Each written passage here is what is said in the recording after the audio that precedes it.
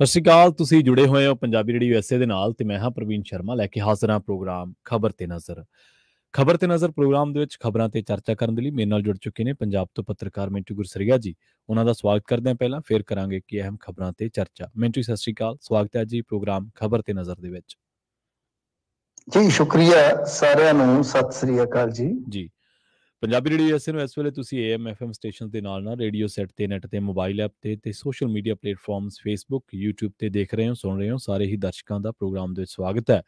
ਅੱਗੇ ਵਧਣ ਤੋਂ ਪਹਿਲਾਂ ਦੱਸਦੇ ਚੱਲੀਏ ਕਿ ਅੱਜ ਸਾਲ 2023 ਦੀ 9 ਫਰਵਰੀ ਹੈ ਤੇ ਦਿਨ ਵੀਰਵਾਰ ਹੈ। ਪ੍ਰੋਗਰਾਮ ਨੂੰ ਸਪਾਂਸਰ ਕਰਦੇ ਨੇ ਖਾਲਸਾ ਇੰਸ਼ੋਰੈਂਸ ਏਜੰਸੀ ਵਾਲੇ, ਜਿਨ੍ਹਾਂ ਤੋਂ ਤੁਸੀਂ ਹਰ ਤਰੀਕੇ ਦੀ ਇੰਸ਼ੋਰੈਂਸ ਲੈ ਸਕਦੇ ਹੋ। ਕਵਰ ਕੈਲੀਫੋਰਨੀਆ ਤੇ ਬਾਮਾ ਕੇਅਰ ਬਾਬਤ ਹੋਰ ਜਾਣਕਾਰੀਆਂ ਦੇ ਲਈ ਅੱਜ ਹੀ ਡਾਇਲ ਕਰੋ 408 272 2500। ਟਰਕੀਆਨਾ ਇਮੀਗ੍ਰੇਸ਼ਨ ਲਾ ਫਰਮ ਵਾਲੇ ਜੇ ਟਰਕੀਆਨਾ ਅਟਾਰਨੀ ਟਰਕੀਆਨਾ ਦੇ ਨਾਲ ਤੁਸੀਂ US ਇਮੀਗ੍ਰੇਸ਼ਨ ਬਾਬਤ ਕੋਈ ਵੀ ਸਲਾਹ ਜਾਂ ਸਵਾਲ ਕਰਨਾ ਹੈ ਤਾਂ ਉਹਨਾਂ ਦਾ ਨੰਬਰ ਹੈ 415 909 0503। GK Dhanota Yuba City, Baljinder Singh Nijjar Woodland, Paramjit Kaur Rangi Vacaville, Harnek Singh Pabla Indian cuisine Renton, Sarabjit Singh Shoka Turlock, GN lube ਵਾਲੇ ਟਰੱਕ ਵਾਸ਼ ਕਰਦੇ ਨੇ, ਆਇਲ ਚੇਂਜ ਕਰਦੇ ਨੇ, ਏਅਰ ਬ੍ਰੇਕਾਂ ਦਾ ਕੰਮ ਤਸੱਲੀ ਬਖਸ਼ ਕਰਦੇ ਨੇ। ਨਵੇਂ ਪੁਰਾਣੇ ਟਾਇਰ ਵੀ ਇਹਨਾਂ ਤੋਂ ਲੈ ਸਕਦੇ ਹੋ। ਲੋਕੇਸ਼ਨ ਹੈ ਸੈਂਤਾ ਨੇਲਾ ਦੀ। ਨਿੰਮਾ ਸਹੋਤਾ ਦੇ ਨਾਲ ਗੱਲ ਕੀਤੀ ਜਾ ਸਕਦੀ ਹੈ 209 277 0113 ਤੇ।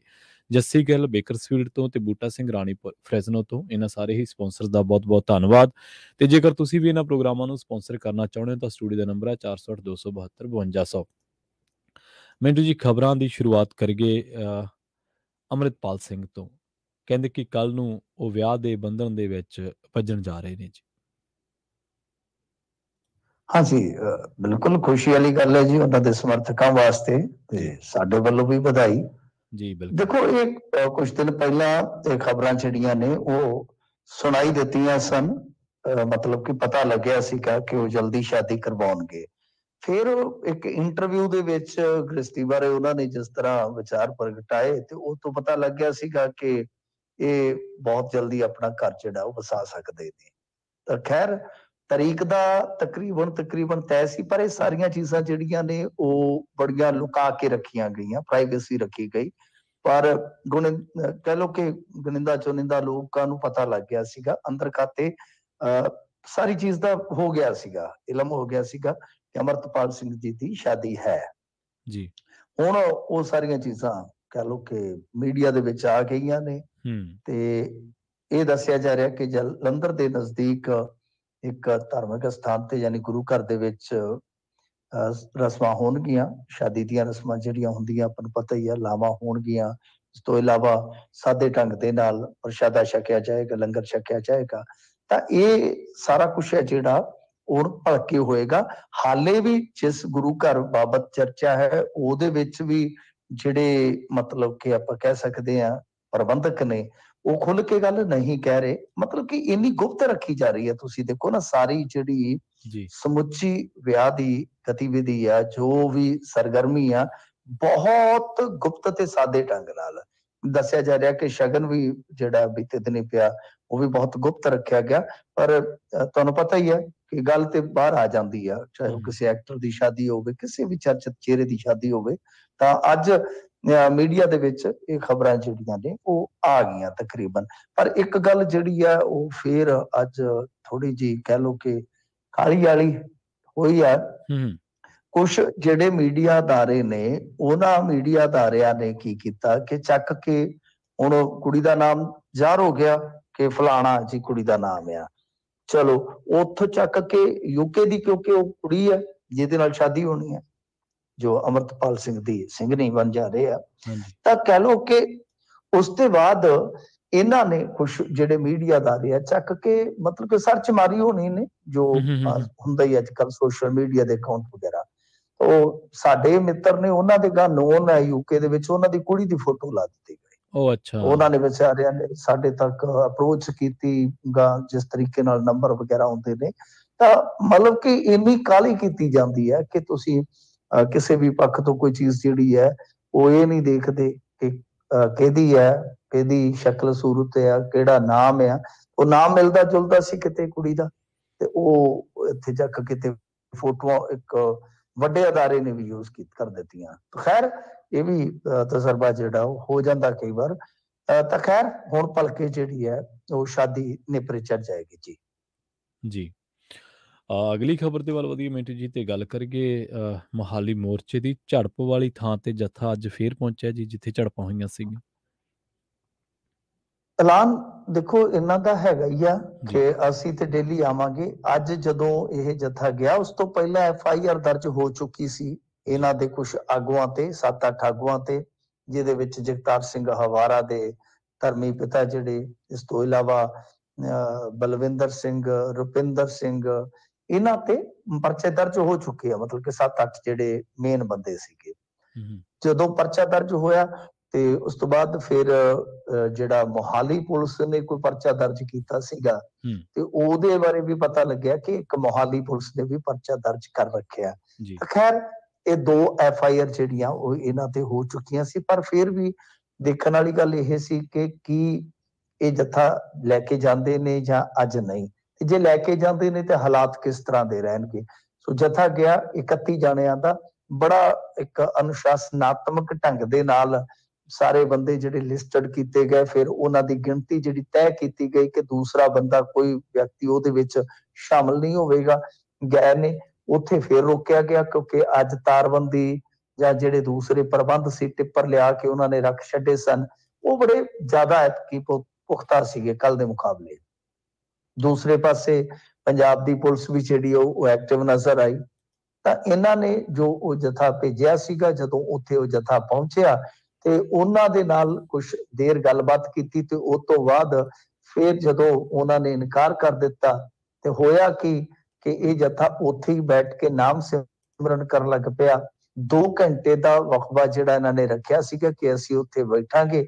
2 ਘੰਟੇ ਨਾਮ ਸਿਮਰਨ ਉਪਰੰਤ ਇਹ ਜਥਾ ਜਿਹੜਾ ਵਾਪਸ ਮੋਰਚੇ ਤੇ ਆ ਗਿਆ।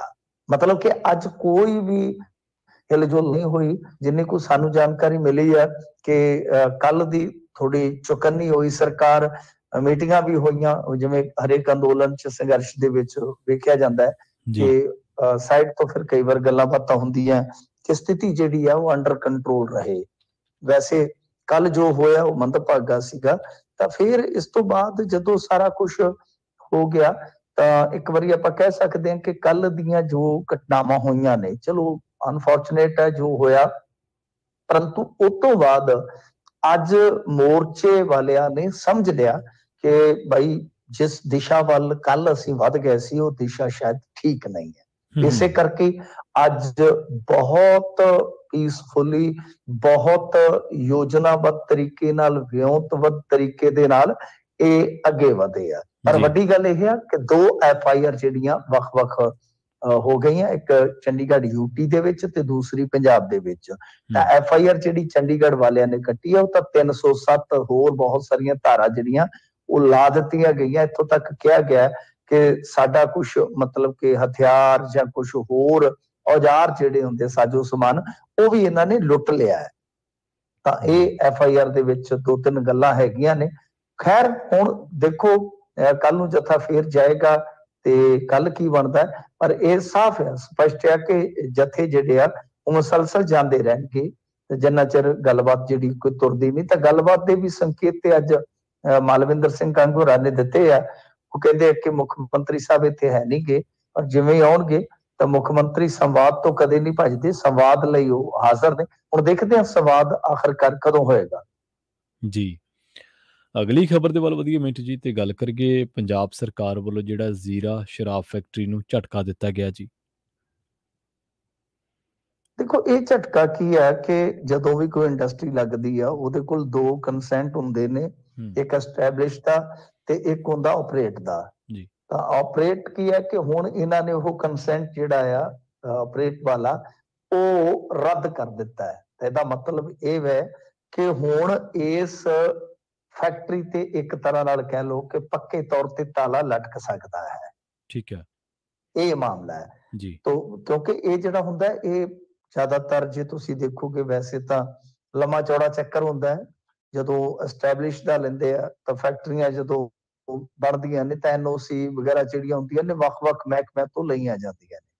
ਤਾਂ ਇਹਦੇ ਚ ਕੀ ਹੈ ਕਿ ਜਿਹੜੇ ਆਪਰੇਸ਼ਨ ਚਲਾਏ ਜਾਂਦੇ ਨੇ, ਆਪਰੇਟ ਕੀਤਾ ਜਾਂਦਾ ਕਿਸੇ ਵੀ ਇੰਡਸਟਰੀ ਨੂੰ, ਤਾਂ ਉਹਦੇ ਵਿੱਚ ਇੱਕ ਮਹੱਤਵਪੂਰਨ ਕੰਸੈਂਟ ਟੂ ਆਪਰੇਟ ਉਹ ਹੁੰਦਾ, ਜਿਵੇਂ ਪੰਜਾਬ ਪ੍ਰਦੂਸ਼ਣ ਰੋਕੂ ਹੈਗਾ ਬੋਰਡ, ਪੰਜਾਬ ਪ੍ਰਦੂਸ਼ਣ ਕੰਟਰੋਲ ਬੋਰਡ ਜਿਹਨੂੰ ਕਹਿ ਦਿੰਦੇ ਆਪਾਂ, ਤਾਂ ਉਹ ਬੋਰਡ ਤੇ ਕੋਲ ਜਾ ਕੇ ਹਰੇਕ ਤਮਾਈ ਦੀ ਤਮਾਈ ਉਹ ਲੇਖਾ ਜੋਖਾ ਹੁੰਦਾ ਹੈ ਕਿ ਤੁਹਾਡੇ ਕੈਮੀਕਲ ਜਾਂ ਰਸਾਇਣ ਜਿਹੜੇ ਆ ਉਹਨਾਂ ਦੀ ਨਿਕਾਸੀ ਕਿਸ ਪੱਧਰ ਦੀ ਹੈ, ਉਹ ਸਾਰਾ ਕੁਝ ਹੁੰਦਾ ਹੈ। ਤਾਂ ਉਸ ਤੋਂ ਬਾਅਦ ਫਿਰ ਉਹਨੂੰ ਐਕਸਟੈਂਸ਼ਨ ਮਿਲ ਜਾਂਦੀ ਹੈ, ਰੀਨਿਊ ਇੱਕ ਤਰ੍ਹਾਂ ਨਾਲ ਹੋ ਜਾਂਦਾ ਸਾਲ, ਫਿਰ 5 ਸਾਲ ਬਾਅਦ ਨਵੇਂ ਸਿਰੇ ਤੋਂ ਲਿਆ ਜਾਂਦਾ ਹੈ। ਇਹਨਾਂ ਨੇ ਇੱਕ ਵਾਰੀ ਰੱਦ ਕਰ ਦਿੱਤਾ, ਤਾਂ ਮਤਲਬ ਇਹੀ ਸਪਸ਼ਟ ਹੈ ਕਿ ਹੁਣ ਪੰਜਾਬ ਸਰਕਾਰ ਨੇ ਇੱਕ ਤਰ੍ਹਾਂ ਨਾਲ ਕਹਿ ਲਓ ਕਿ ਇਸ ਮੋਰਚੇ ਦੇ ਕਰਤਾ ਧਰਤਾ ਲੋਕਾਂ ਦੇ ਹੱਥ ਇੱਕ ਤੱਥ ਜ਼ਰੂਰ ਰੱਖ ਦਿੱਤਾ, ਜੋ ਮਤਲਬ ਕਿ ਅੱਗੇ ਕਿਤੇ ਨਾ ਕਿਤੇ ਸ਼ੱਕ ਸ਼ੁਬਾ ਦੀ ਨਿਗਾਹ ਨਾਲ ਦੇਖਿਆ ਜਾਂਦਾ ਸੀਗਾ ਕਿ ਇਹਨਾਂ ਦਾ ਸਿਰਫ ਬੋਲ ਬੁਲਾਰਾ ਹੈ, ਕੋਈ ਠੋਸ ਫੈਸਲਾ ਨਹੀਂ ਹੈ। ਤਾਂ ਇਹਨਾਂ ਨੇ ਇੱਕ ਠੋਸ ਫੈਸਲਾ ਬਣਾ ਕੇ ਜਿਹੜਾ ਉਹ ਪੇਸ਼ ਕਰ ਦਿੱਤਾ ਹੈ। ਹੁਣ ਚਾਹੇ ਉਹ ਜਲੰਧਰ ਜ਼ਿਮਨੀ ਚੋਣ ਦੇ ਨਾਲ ਜੋੜ ਲਵੋ, ਚਾਹੇ ਜਿਸ ਤਰ੍ਹਾਂ ਮਰਜ਼ੀ ਜੋੜ ਲਵੋ, ਵੈਸੇ ਤੇ ਇੰਨੇ ਜ਼ਿਆਦਾ ਸੰਘਰਸ਼ ਚੱਲ ਰਹੇ ਨੇ ਕਿ ਸਰਕਾਰ ਦੀ ਮੱਤ ਮਾਰੀ ਪਈ ਹੈ। ਅੱਜ ਉਗਰਾਹਾਂ ਵਾਲੇ ਵੀ ਬਹਿ ਗਏ, ਮੈਨੂੰ ਲੱਗਦਾ ਕਿ ਰੇਲਵੇ ਟਰੈਕ ਤੇ।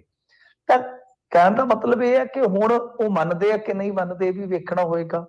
ਹਾਲਾਂਕਿ ਇਹ ਤਾਂ ਆਪਸ਼ਨ ਹੈਗਾ ਹੀ ਹੈ ਨਾ ਖੁੱਲੇ ਰੂਪ ਦੇ ਵਿੱਚ ਕਿ ਬਈ ਉਹ ਜਾ ਸਕਦੇ ਨੇ ਕੋਰਟ ਦੇ ਵਿੱਚ, ਤੇ ਕੋਰਟ ਦੇ ਵਿੱਚ ਉਹ ਪਹਿਲਾਂ ਹੀ ਪਹੁੰਚੇ ਵੀ ਹੈ। ਇਹ ਦੇਖਣਾ ਹੋਏਗਾ ਕਿ ਕੀ ਉਹਨੂੰ ਚੈਲੰਜ ਕੀਤਾ ਜਾਂਦਾ ਹੈ ਕਿ ਨਹੀਂ, ਜੋ ਪੰਜਾਬ ਸਰਕਾਰ ਨੇ ਫੈਸਲਾ ਲਿਆ ਹੈ। ਮਹੱਤਵਪੂਰਨ ਗੱਲ ਇਹੀ ਹੈ ਕਿ ਜੇ ਚੈਲੰਜ ਕੀਤਾ ਜਾਂਦਾ ਹੈ ਤਾਂ ਫਿਰ ਜਿੰਨੀ ਕੁ ਅਸੀਂ ਜਾਣਕਾਰੀ ਹਾਸਲ ਕੀਤੀ ਹੈ ਮਹਾਰਾਜ ਤੋਂ ਕਾਨ ਸਿੰਘ ਪੰਨੂ ਹੋਰਾਂ ਨਾਲ ਵੀ ਅਸੀਂ ਗੱਲਬਾਤ ਕੀਤੀ ਸੀਗੀ, ਤਾਂ ਉਹ ਕਹਿੰਦੇ ਕਿ ਫਿਰ ਉੱਥੇ ਜਦ ਚੈਲੰਜ ਹੁੰਦਾ ਹੈ ਤਾਂ ਤੁਹਾਨੂੰ ਬਹੁਤ ਬਰੀਕੀ ਨਾਲ ਆਪਣਾ ਜਿਹੜਾ ਰਿਕਾਰਡ ਉੱਥੇ ਫਿਰ ਰੱਖਣਾ ਪੈਂਦਾ ਹੈ, ਬਹੁਤ ਕਹਿ ਲਓ ਕਿ ਤਰੀਕੇ ਨਾਲ ਤਰੀਕਾਕਾਰੀ ਨਾਲ ਆਪਣਾ ਕੇਸ ਉੱਤੇ ਫਿਰ ਤੁਹਾਨੂੰ ਰੱਖਣਾ ਪਊਗਾ ਕਿ ਜਿਹਦੇ ਵਿੱਚ ਵਾਕਿਆ ਇਹ ਸਾਫ਼ ਹੋਵੇ ਕਿ ਹਾਂ ਇਹ ਸਾਰੀ ਜਿਹੜੀ ਕਵਾਇਦ ਆ ਉਹ ਕੋਈ ਸਿਆਸਤ ਤੋਂ ਪ੍ਰੇਰਿਤ ਨਹੀਂ ਹੈ। ਪਰ ਜੇ ਉਹ ਸਾਬਤ ਕਰ ਦਿੰਦੇ ਆ ਕਿ ਪਹਿਲਾਂ ਇਹੀ ਬੰਦੇ ਸਾਨੂੰ ਕਲੀਨ ਚਿੱਟਾਂ ਦਿੰਦੇ ਰਹੇ, ਇਹਨਾਂ ਚੀਜ਼ਾਂ ਨੇ ਮਤਲਬ ਕਿ ਗਾਂ ਸਾਡਾ ਕੰਮ ਕਰ ਤੋਰਿਆ ਵੀ, ਐਨਓਸੀ ਸਾਡੇ ਕੋਲ ਸੀ, ਸਾਰਾ ਕੁਝ ਹੋਇਆ, ਤੇ ਅੱਜ ਜਦੋਂ ਇਹਨਾਂ ਦਾ ਸਿਆਸੀ ਨੁਕਸਾਨ ਹੋਣ ਲੱਗਾ ਵਾ ਤੇ ਇਹ ਦੂਸਰੇ ਪਾਸੇ ਨੂੰ ਤੁਰੇ, ਤੇ ਫਿਰ ਕੰਮ ਕਸੂਤਾ ਵੀ ਹੋ ਸਕਦਾ ਹੈ। ਖੈਰ ਦੇਖੋ ਅੱਗੇ ਕੀ ਬਣਦਾ, ਪਰ ਮਲਹੋਤਰਿਆਂ ਵਾਸਤੇ ਕਹਿ ਲਓ ਕਿ ਸਮਾਂ ਜਿਹੜਾ ਆ ਨਾ ਉਹ ਹੁਣ ਥੋੜਾ ਪੁੱਠਾ ਹੀ ਚੱਲਦਾ ਪਿਆ। ਮਲਹੋਤਰੇ ਦਾ ਮੁੰਡਾ ਵੀ ਜਿਹੜਾ ਗੌਤਮ, ਉਹਨੂੰ ਚੁੱਕ ਲਿਆ ਗਿਆ। ਵੈਸੇ ਗੌਤਮਾਂ ਦਾ ਵੀ ਅੱਜ ਕੱਲ ਤੁਹਾਨੂੰ ਪਤਾ ਟਾਈਮ ਖਰਾਬ ਹੀ, ਗੌਤਮ ਅਡਾਨੀ ਤੋਂ ਬਾਅਦ ਹੁਣ ਗੌਤਮ ਮਲਹੋਤਰਾ ਵੀ ਚੁੱਕਿਆ ਗਿਆ। ਤਾਂ ਚੁੱਕ ਲਿਆ ਈਡੀ ਨੇ ਇਸ ਕਰਕੇ ਚੁੱਕਿਆ ਕਿਉਂਕਿ ਲਿਕਰ ਪਾਲਿਸੀ ਦਾ ਮਾਮਲਾ ਹੈ। ਲਿਕਰ ਪਾਲਿਸੀ ਦੇ ਵਿੱਚ ਤਾਂ ਬਹੁਤ ਕੁਝ ਆ। ਈਡੀ ਨੇ ਜਿਹੜੀ ਚਾਰਜ ਸ਼ੀਟ ਫਾਈਲ ਕੀਤੀ ਹੈ, ਸਾਡੇ ਕੋਲ ਉਹਦੇ ਕੁਝ ਡਾਕੂਮੈਂਟ ਨੇ ਜਿਹਦੇ ਵਿੱਚ ਸਾਫ਼ ਹੈ ਕਿ ਇੱਥੇ ਪੰਜਾਬ ਤੋਂ ਬਹੁਤ ਗੇਮ ਚੱਲੀ ਹੈ। ਨਾ ਸਿਰਫ ਸ਼ਰਾਬ ਦੇ ਕਾਰੋਬਾਰੀਆਂ ਕੋਲੋਂ ਇਲੀਗਲ ਢੰਗ ਦੇ ਨਾਲ ਫੰਡ ਇਕੱਤਰ ਕੀਤੇ ਗਏ, ਬਲਕਿ ਫਾਂਡਾ ਕਰਕੇ ਬਾਹ ਮਰੋੜ ਕੇ ਇੱਕ ਬਹੁਤ ਤਗੜੀ ਸ਼ਰਾਬ ਕੰਪਨੀ ਜਿਹੜੀ ਮਹਾਦੇਵ ਲਿਕਰਸ, ਉਹਨਾਂ ਦੀ ਇੱਥੇ ਫੈਕਟਰੀ ਬੰਦ ਕਰਾ ਕੇ ਦਿੱਲੀ ਦੇ ਵਿੱਚ L1 ਜਿਹੜਾ ਉਹ ਸਰੈਂਡਰ ਕਰਵਾਇਆ ਗਿਆ ਸਨੀ ਮਰਵਾਹਾ ਤੋਂ। ਤਾਂ ਖੈਰ ਉਹ ਸਾਰਾ ਕੁਛ ਹੈ ਜਿਹੜਾ ਉਹ ਚਲੋ ਅਲੱਗ ਦਾ ਮੈਟਰ ਹੈ, ਪਰ ਕਹਿ ਸਕਦੇ ਹਾਂ ਕਿ ਇੱਕ ਵਾਰੀ ਪੰਜਾਬ ਸਰਕਾਰ ਨੇ ਕੁਝ ਕਾਗਜ਼ੀ ਕਾਰਵਾਈ ਇਸ ਮਸਲੇ ਦੇ ਵਿੱਚ ਕੀਤੀ ਜ਼ਰੂਰ ਹੈ।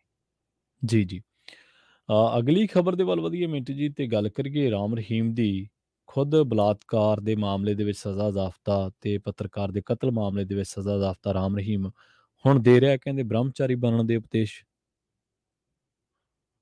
ਨਹੀਂ ਉਪਦੇਸ਼ ਹੀ ਕਿਉਂ, ਇਹਦੇ ਤੇ ਅਮਲ ਵੀ ਕਰ ਦਿੱਤਾ ਸੀ। ਇਹਨੇ ਤੇ ਨਪੁੰਸਕ ਬਣਾ ਘੱਤੇ ਸਨ ਬੰਦੇ ਜੀ। ਇਹ ਬ੍ਰਹਮਚਾਰ ਪੱਕਾ ਵੀ ਦੇ ਦਿੰਦਾ ਜੀ, ਬਚ ਕੇ ਰਹੋ ਜਿੰਨਾ ਬਚਿਆ ਜਾਂਦਾ।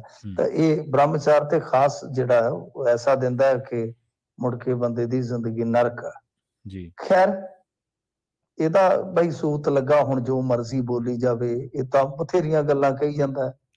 ਕਿਤੇ ਅੱਜ ਕਹਿਣ ਡਿਆ ਸੀਗਾ ਕਿ ਡਾਕਟਰ ਕਹਿੰਦੇ ਨੇ ਕਿ ਸਪਰਮ ਓਵਰਫਲੋ ਹੋ ਜਾਂਦੇ ਆ, ਫਿਰ ਬੱਚਿਆਂ ਦੇ ਕਿਉਂ ਨਹੀਂ ਹੁੰਦੇ? ਦੱਸੋ ਕੋਈ ਗੱਲ ਆ? ਇਸ ਮੂਰਖ ਨੂੰ ਪੁੱਛੇ ਕਿ ਜਿਹੜੇ ਸਪਰਮ ਬਣਦਾ ਮਤਲਬ ਕਿ ਟਾਈਮ ਹੁੰਦਾ ਹੈ ਨਾ ਉਹ 11 ਤੋਂ 13 ਮਤਲਬ ਕਿ ਸ਼ੁਰੂ ਹੁੰਦਾ ਤੇ ਫੁੱਲ 17 ਤੋਂ ਜਾ ਕੇ ਹੋ ਜਾਂਦੀ ਗਿਣਤੀ। ਇਹ ਸਾਇੰਟਿਫਿਕ ਚੀਜ਼ਾਂ ਨੇ, ਜਿੱਥੋਂ ਮਰਜ਼ੀ ਜਾ ਕੇ ਪੜ੍ਹ ਲਓ ਜੀ। ਹੁਣ ਇਹਨੂੰ ਕੌਣ ਸਮਝਾਵੇ? ਤੇ ਜਿਹੜੇ ਅੱਗੇ ਬੈਠੇ ਹੁੰਦੇ ਆ ਤੇ ਉਹਨਾਂ ਦਾ ਤਾਂ ਫਿਰ ਕਹਿਣਾ ਹੀ ਕੀ ਹੈ ਜੀ।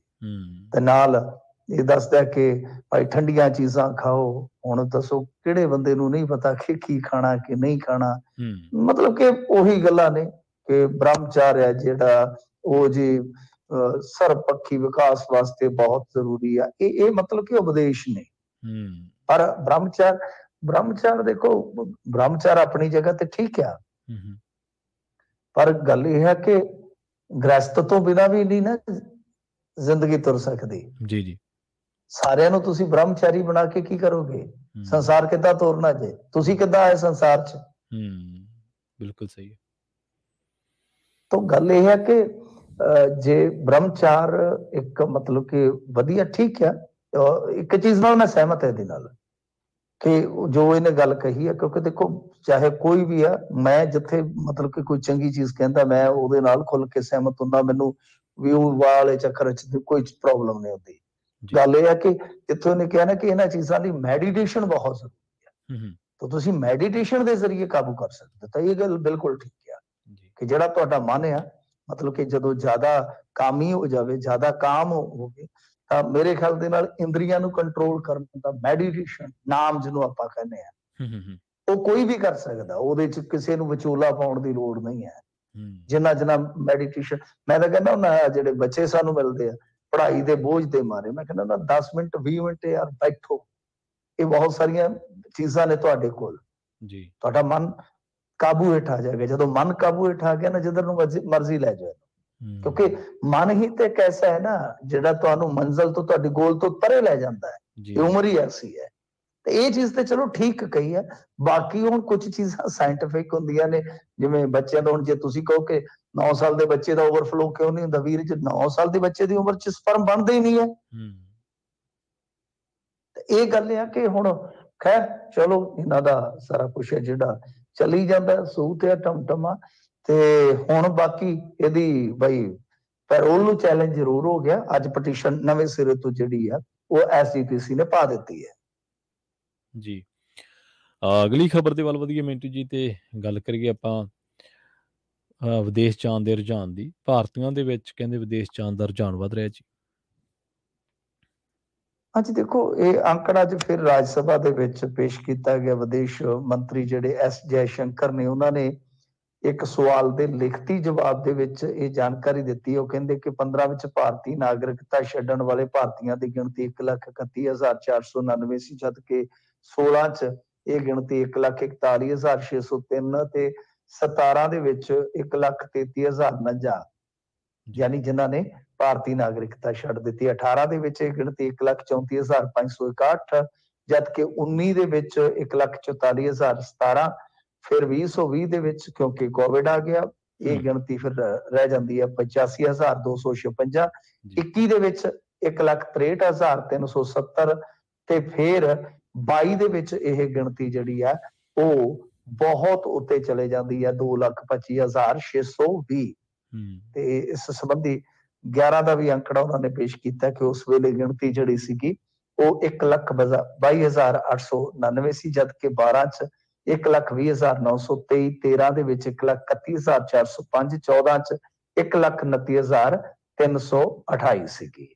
ਤਾਂ ਖੈਰ 11 ਤੋਂ ਲੈ ਕੇ ਇਹਨਾਂ ਨੇ ਇਹ ਤਕਰੀਬਨ 12 ਸਾਲ ਦਾ ਜਿਹੜਾ ਅੰਕੜਾ ਪੇਸ਼ ਕੀਤਾ, ਉਹਦੇ ਵਿੱਚ ਇਹਨਾਂ ਨੇ ਕਿਹਾ ਕਿ 16,63,440 ਉਹ ਗਿਣਤੀ ਹੈ ਜਿਨ੍ਹਾਂ ਨੇ ਭਾਰਤੀ ਨਾਗਰਿਕਤਾ ਜਿਹੜੀ ਉਹ ਤਿਆਗ ਦਿੱਤੀ। ਦੇਖੋ ਭਾਰਤ ਬਹੁਤ ਵੱਡਾ ਦੇਸ਼ ਹੈ, ਬਹੁਤ ਵੱਡੀ ਵਸੋਂ ਹੈ, ਉਸ ਅਨੁਪਾਤ ਇਹ ਅੰਕੜੇ ਵੀ ਵਧਨੇ ਨੇ ਹਰੇਕ ਸਾਲ ਨਾਗਰਿਕਤਾ ਛੱਡਣ ਵਾਲਿਆਂ ਦੇ।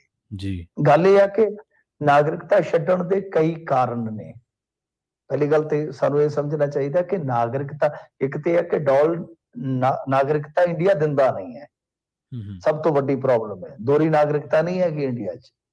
ਇੰਡੀਆ ਦੀ ਨਾਗਰਿਕਤਾ ਵਾਲਾ ਕਾਨੂੰਨ ਪੜ੍ਹੋਗੇ ਤਾਂ ਹੈਰਾਨ ਰਹਿ ਜਾਓਗੇ, ਇੰਡੀਆ ਦੀ ਨਾਗਰਿਕਤਾ ਪਾਉਣੀ ਵੀ ਬਹੁਤ ਔਖੀ ਹੈ। ਜੀ, ਫਰਜ਼ ਕਰੋ ਜੇ ਇੱਕ ਵਾਰੀ ਤੁਸੀਂ ਤਿਆਗ ਦਿੱਤੀ ਨਾਗਰਿਕਤਾ, ਦੁਬਾਰਾ ਹਾਸਲ ਕਰਨੀ ਬਹੁਤ ਕਸੂਤਾ ਕੰਮ ਹੈ, ਉਹ ਐ ਨਹੀਂ ਹੈ। ਖੈਰ ਇਹਦੇ ਵਿੱਚ ਇਹੀ ਹੈ ਕਿ ਜਿਹੜਾ ਇਹ ਨਾਗਰਿਕਤਾ ਦਾ ਤਿਆਗ ਆ, ਜਿਵੇਂ ਮੈਂ ਤੁਹਾਨੂੰ ਦੱਸਿਆ ਕਿ ਇਹਦੇ 'ਚ ਸਭ ਤੋਂ ਵੱਡੀ ਪ੍ਰੋਬਲਮ ਇਹ ਆ ਕਿ ਜਿਹੜੀ ਦੋਹਰੀ ਨਾਗਰਿਕਤਾ ਉਹ ਮਿਲਦੀ ਨਹੀਂ। ਔਰ ਦੂਜੀ ਗੱਲ ਇਹ ਆ ਕਿ ਜ਼ਿਆਦਾਤਰ ਅਮੀਰ ਬੰਦੇ ਜਿਹੜੇ ਆ ਉਹ ਨਾਗਰਿਕਤਾ ਛੱਡ ਰਹੇ ਆ। ਜ਼ਿਆਦਾਤਰ ਜੇ ਤੁਸੀਂ ਦੇਖੋਗੇ ਵੱਡੇ ਬਿਜ਼ਨਸਮੈਨ ਉਹ ਵੀ ਨਾਗਰਿਕਤਾ ਛੱਡ ਰਹੇ ਆ। ਕੁਝ ਪਾੜੇ ਜਿਹੜੇ ਆ ਉਹ ਵੀ ਜਿਵੇਂ ਜਿਵੇਂ ਜਾ ਕੇ ਉਧਰ ਆਪਦਾ ਵਸਾ ਲੈਂਦੇ ਆ, ਜਾਂ ਹੋਰ ਕਾਰੋਬਾਰੀ ਹੈ ਜਿਹੜੇ। ਤਾਂ ਇਸ ਤਰ੍ਹਾਂ ਮਤਲਬ ਕਿ ਇੱਕ ਕਵਾਇਦ ਹੈ ਜਿਹੜੀ ਚੱਲ ਰਹੀ ਹੈ।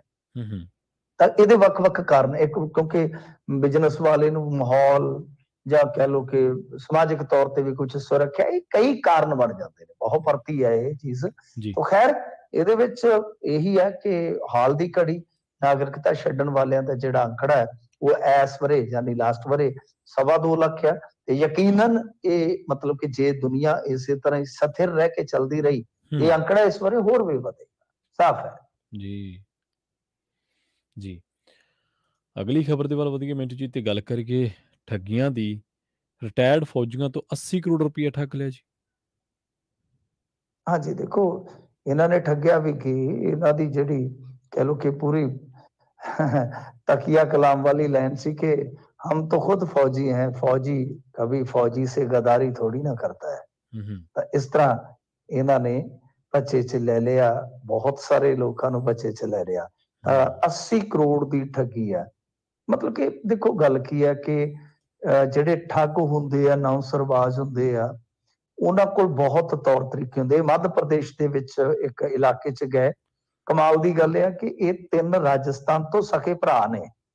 ਅੱਛਾ, ਇਹਨਾਂ ਨੇ ਕਿਹਾ ਕਿ ਗੁਜਰਾਤ ਦੇ ਵਿੱਚ ਸਾਡੀ ਕੰਪਨੀ ਚੱਲਦੀ ਹੈ। ਗੁਜਰਾਤ ਦੇ ਵਿੱਚੋਂ ਤੁਹਾਨੂੰ ਪਤਾ ਕੰਪਨੀਆਂ ਵਾਲੇ ਕੰਮ ਤੇ ਬਥੇਰੇ ਨਿਕਲਦੇ ਆ ਨਾ ਇਹੋ ਜਿਹੇ।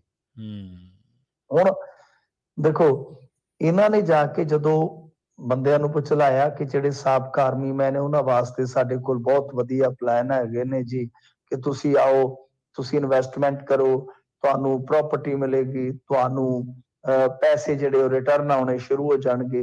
ਤੇ ਇੱਥੇ ਤੇ ਪੰਜਾਬ ਦੇ ਵਿੱਚ ਵੀ ਤੁਸੀਂ ਦੇਖਿਆ ਕਿ ਹਜ਼ਾਰਾਂ ਕਰੋੜ, ਸੈਂਕੜੇ ਕਰੋੜ ਰੁਪਈਆ ਇਸੇ ਤਰ੍ਹਾਂ ਲੋਕ ਠੱਗ ਕੇ ਲੈ ਗਏ। ਕਿਉਂਕਿ ਆਪਾਂ ਨੂੰ ਪਤਾ ਹੈ ਨਾ ਕਿ ਲੋਕ ਜਿਹੜੇ ਆ ਭੋਲੇ ਭਾਲੇ ਲੋਕ, ਅਣਜਾਣਪੁਣੇ ਦੇ ਵਿੱਚ ਥੋੜਾ ਮਤਲਬ ਕਿ ਆਪਣੀ ਦੌਲਤ ਨੂੰ ਵਧਾਉਣ ਦੇ ਚੱਕਰ ਦੇ ਵਿੱਚ ਉਹ ਆ ਜਾਂਦੇ ਨੇ ਪ੍ਰਭਾਵ ਹੇਠ, ਇਹਦੇ ਵਿੱਚ ਕੋਈ ਸ਼ੱਕ ਨਹੀਂ ਹੈਗਾ, ਕੋਈ ਦੋ ਰਾਏ ਨਹੀਂ ਹੈ। ਤਾਂ ਇਸ ਤਰ੍ਹਾਂ ਕਰਦੇ ਕਰਾਉਂਦੇ ਆ ਬਹੁਤ ਸਾਰੇ ਜਿਹੜੇ ਐਕਸ ਆਰਮੀ ਮੈਨ ਸੀਗੇ, ਉਹ ਇਹਨਾਂ ਦੇ ਪ੍ਰਭਾਵ ਹੇਠ ਆਏ।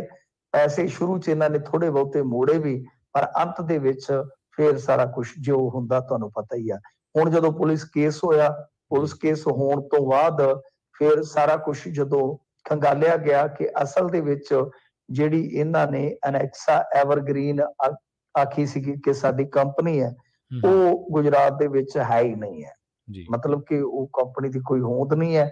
ਫਿਰ ਹੁਣ ਇਹਨਾਂ ਨੂੰ ਖੰਗਾਲਿਆ ਜਾ ਰਿਹਾ, ਲੱਭਿਆ ਜਾ ਰਿਹਾ ਕਿ ਕਿੱਥੇ ਨੇ, ਪਰ ਹਾਲ ਦੀ ਘੜੀ ਲੱਭੇ ਨਹੀਂ ਹੈ। ਪਰ ਬਚ ਕੇ ਰਹਿਣਾ ਚਾਹੀਦਾ, ਇਹ ਬਹੁਤ ਜ਼ਰੂਰੀ ਹੈ ਕਿ ਤੁਹਾਡੀ ਸਾਰੀ ਜਮ੍ਹਾਂ ਪੂੰਜੀ ਜਿਹੜੀ ਆ ਉਹ ਇਸ ਤਰ੍ਹਾਂ ਲੋਕ ਲੈ ਜਾਂਦੇ ਆ, ਠੱਗ ਲੈ ਜਾਂਦੇ ਆ। ਤਾਂ ਇਹਨਾਂ ਨੇ ਹੁਣ ਉਹ ਇਲਾਕੇ ਕੁਛ ਰੱਖੇ ਹੋਏ ਆ ਕਿ ਜਿੱਥੇ ਜ਼ਿਆਦਾ ਪੜ੍ਹਾਈ ਲਿਖਾਈ ਨਹੀਂ ਹੈਗੀ, ਉੱਥੇ ਜਾ ਕੇ ਇਸ ਤਰ੍ਹਾਂ ਦਾ ਜਾਲ ਫੈਲਾਉਂਦੇ ਆ। ਮੱਧ ਪ੍ਰਦੇਸ਼ ਦੇ ਵਿੱਚੋਂ ਇਹ ਆਪਣੇ ਆਪ ਚ ਬੜੀ ਵੱਡੀ ਘਟਨਾ ਹੈ ਕਿ ਜਿੱਥੇ ਸਾਬਕਾ ਫੌਜੀਆਂ ਤੋਂ ਹੀ 80 ਕਰੋੜ ਰੁਪਈਆ ਜਿਹੜਾ ਠੱਗ ਲਿਆ ਗਿਆ। ਪਰ ਠੱਗਾਂ ਦਾ ਐਡਾ ਤੰਤਰ ਮਜ਼ਬੂਤ ਹੁੰਦਾ ਕਿ ਵੇਖ ਲਓ ਇਹ ਸਾਰਾ ਕੰਮ ਕਰਦੇ ਰਹਿੰਦੇ ਆ, ਕਿਸੇ ਨੂੰ ਕੰਨੋ ਕੰਨ ਖਬਰ ਹੀ ਨਹੀਂ ਲੱਗਦੀ। ਜੀ ਜੀ ਜੀ, ਮਿੰਟੂ ਜੀ, ਇਹਨਾਂ ਖਾਸ ਖਬਰਾਂ ਤੇ ਖਾਸ ਜਾਣਕਾਰੀਆਂ ਦੇਣ ਦੇ ਲਈ ਤੁਹਾਡਾ ਬਹੁਤ ਬਹੁਤ ਧੰਨਵਾਦ ਜੀ। ਜੀ ਸ਼ੁਕਰੀਆ ਜੀ। ਸੋ ਪ੍ਰੋਗਰਾਮ ਖਬਰ ਤੇ ਨਜ਼ਰ ਦੇ ਪਹਿਲੇ ਹਿੱਸੇ ਦੇ ਵਿੱਚ ਆਪਣੇ ਨਾਲ ਜੁੜੇ ਸਨ ਮਿੰਟੂ ਗੁਰਸਰੀਆ ਜੀ, ਜਿਨ੍ਹਾਂ ਦੇ ਨਾਲ ਆਪਾਂ ਕੀ ਅਹਿਮ ਖਬਰਾਂ ਨੂੰ ਲੈ ਕੇ ਚਰਚਾ ਕੀਤੀ ਹੈ। ਵੇਲਾ ਹੋ ਚੱਲਿਆ ਇੱਕ ਸ਼ਾਰਟ ਬ੍ਰੇਕ ਦੇ ਲਈ ਰੁਕਣ ਦਾ। ਤੁਸੀਂ ਕਿਤੇ ਨਾ ਜਾਓ, ਜੁੜੇ ਰਹੋ ਪੰਜਾਬੀ ਰੇਡੀਓ USA ਦੇ ਨਾਲ। ਬ੍ਰੇਕ ਤੋਂ ਪਾਰ ਕੁਝ ਹੋਰ ਅਹਿਮ ਖਬਰਾਂ ਬਾਰੇ ਗੱਲਬਾਤ ਕਰਾਂਗੇ। ਹਰਸਿਮਰਤ ਕੌਰ ਬਾਦਲ ਨੇ ਕਿਹਾ ਹੈ ਕਿ ਹੁਣ ਕਿਸਾਨਾਂ ਤੇ ਸਿੱਖ ਕੌਮ ਦੇ ਨਾਲ ਵਿਤਕਰਾ ਕਰ ਰਿਹਾ ਕੇਂਦਰ। ਤੇ ਮੋੜਵੇਂ ਜਵਾਬ ਦੇ ਵਿੱਚ ਹਰਜੀਤ ਗਰੇਵਾਲ ਨੇ ਕਿਹਾ ਕਿ ਹਰਸਿਮਰਤ ਨੇ ਬੰਦੀ ਸਿੰਘਾਂ ਦਾ ਮੁੱਦਾ ਪਹਿਲਾਂ ਕਿਉਂ ਨਹੀਂ ਚੁੱਕਿਆ। ਸਿਮਰਜੀਤ ਬੈਂਸ ਸਾਰੇ ਮਾਮਲਿਆਂ ਦੇ ਵਿੱਚ ਜ਼ਮਾਨਤ ਲੈ ਚੁੱਕੇ ਨੇ। ਇਹਨਾਂ ਖਾਸ ਖਬਰਾਂ ਤੇ ਆਪਾਂ ਜਾਣਕਾਰੀਆਂ ਸਾਂਝੀਆਂ ਕਰਾਂਗੇ ਇੱਕ ਸ਼ਾਰਟ ਬ੍ਰੇਕ ਤੋਂ ਬਾਅਦ। ਜੁੜੇ ਰਹੋ ਪੰਜਾਬੀ ਰੇਡੀਓ USA ਦੇ ਨਾਲ।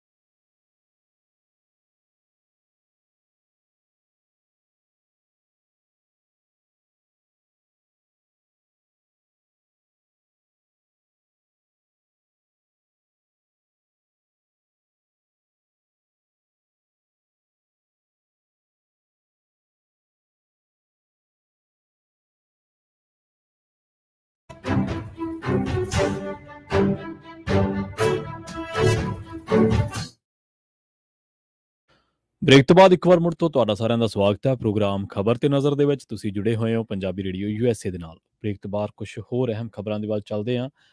ਗੱਲ ਕਰਦੇ ਹਾਂ ਹਰਸਿਮਰਤ ਕੌਰ ਬਾਦਲ ਦੇ ਬਿਆਨ ਦੀ। ਸ਼੍ਰੋਮਣੀ ਅਕਾਲੀ ਦਲ ਦੇ ਸੀਨੀਅਰ ਆਗੂ ਹਰਸਿਮਰਤ ਕੌਰ ਬਾਦਲ ਨੇ ਇਹ ਗੱਲ ਕਹੀ ਹੈ ਕਿ ਭਾਜਪਾ ਦੀ ਅਗਵਾਈ ਵਾਲੀ ਕੇਂਦਰ ਸਰਕਾਰ ਕਿਸਾਨਾਂ ਸਣੇ ਸਿੱਖ ਕੌਮ ਦੇ ਨਾਲ ਵਿਤਕਰਾ ਕਰ ਰਹੀ ਹੈ।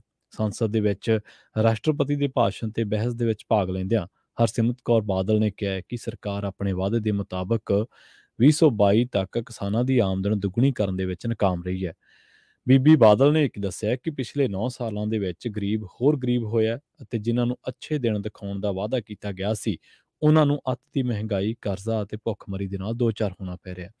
ਉਹਨਾਂ ਨੇ ਕਿਹਾ ਕਿ ਸਿੱਖ ਕੌਮ ਦੇ ਨਾਲ ਭਾਜਪਾ ਦੀ ਅਗਵਾਈ ਹੇਠਲੀ ਸਰਕਾਰ ਵਿਤਕਰਾ ਕਰ ਰਹੀ ਹੈ ਤੇ ਉਹਨਾਂ ਨੇ ਵੀ ਕਿਹਾ ਕਿ ਜਬਰ ਜਨਾਹ ਦੇ ਦੋਸ਼ੀ ਗੁਰਮੀਤ ਰਾਮ ਰਹੀਮ ਨੂੰ ਵਾਰ-ਵਾਰ ਪੈਰੋਲ ਦਿੱਤੀ ਜਾ ਰਹੀ ਹੈ। ਬਿਲਕਿਸ ਬਾਨੋ ਜਬਰ ਜਨਾਹ ਦੇ ਮਾਮਲੇ ਦੇ ਦੋਸ਼ੀਆਂ ਦੀ ਸਜ਼ਾ ਤਾਂ ਮਾਫ ਕਰ ਦਿੱਤੀ ਗਈ, ਪਰ ਬੰਦੀ ਸਿੰਘ ਜਿਨ੍ਹਾਂ ਨੇ ਪਿਛਲੇ 30 ਸਾਲਾਂ ਦੇ ਵਿੱਚ ਉਮਰ ਕੈਦ ਨਾਲੋਂ ਦੁੱਗਣੀ ਸਜ਼ਾ ਕੱਟ ਲਈ ਹੈ, ਉਹਨਾਂ ਨੂੰ ਰਿਹਾ ਨਹੀਂ ਕੀਤਾ ਜਾ ਰਿਹਾ। ਉਹਨਾਂ ਦੱਸਿਆ ਕਿ ਸ਼੍ਰੋਮਣੀ ਕਮੇਟੀ ਨੂੰ ਕਮਜ਼ੋਰ ਕਰਨ ਦਾ ਯਤਨ ਕੀਤਾ ਜਾ ਰਿਹਾ ਅਤੇ ਹਰਿਆਣਾ ਵਿਚਲੇ ਗੁਰਦੁਆਰਿਆਂ ਨੂੰ ਸ਼੍ਰੋਮਣੀ ਕਮੇਟੀ ਦੇ ਕੰਟਰੋਲ ਤੋਂ ਮੁਕਤ ਕਰਨ ਦੇ ਲਈ ਵੱਖਰੀ ਪ੍ਰਬੰਧਕ ਕਮੇਟੀ ਬਣਾਈ ਗਈ ਹੈ। ਹੁਣ ਜੇ ਆਪਾਂ ਇੱਕ ਇੱਕ ਕਰਕੇ ਬੀਬਾ ਜੀ ਦੇ ਇਹਨਾਂ ਜਿਹੜੇ ਨੁਕਤੇ ਚੁੱਕੇ ਨੇ ਉਹਨਾਂ ਦਾ ਸਵਾਲਾਂ ਦੇ ਜਵਾਬ ਦੇਈਏ ਤਾਂ ਪਹਿਲੀ ਗੱਲ ਤਾਂ ਇਹ ਹੈ ਕਿ ਉਹ ਕਹਿੰਦੇ ਪਿਛਲੇ 9 ਸਾਲਾਂ ਦੇ ਵਿੱਚ ਗਰੀਬ ਹੋਰ ਗਰੀਬ ਹੋਇਆ ਤੇ ਇਹ ਜਿਹੜੀ ਸਰਕਾਰ ਆ ਉਹ ਅੱਛੇ ਦਿਨ ਦਿਖਾਉਣ ਦਾ ਵਾਅਦਾ ਕੀਤਾ ਸੀ। ਬੀਬਾ ਜੀ ਦੀ ਆਪਦੀ ਜਿਹੜੀ ਜਾਇਦਾਦ ਹੈ ਉਹ ਪਿਛਲੇ 9 ਸਾਲਾਂ ਦੇ ਵਿੱਚ, ਕਿਉਂਕਿ ਪਿਛਲੇ ਦਿਨੀ ਪੰਜਾਬੀ ਰੇਡੀਓ USA ਦੇ ਇਹਦੇ ਬਾਬਤ ਇੱਕ ਰਿਪੋਰਟ ਵੀ ਅਸੀਂ ਪਾਵਾਂਗੇ ਅੱਜ ਜਾਂ ਕੱਲ੍ਹ ਦੇ ਵਿੱਚ, ਉਹ ਤੁਸੀਂ ਤਫਸੀਲ ਦੇ ਨਾਲ ਸੁਣਿਓ।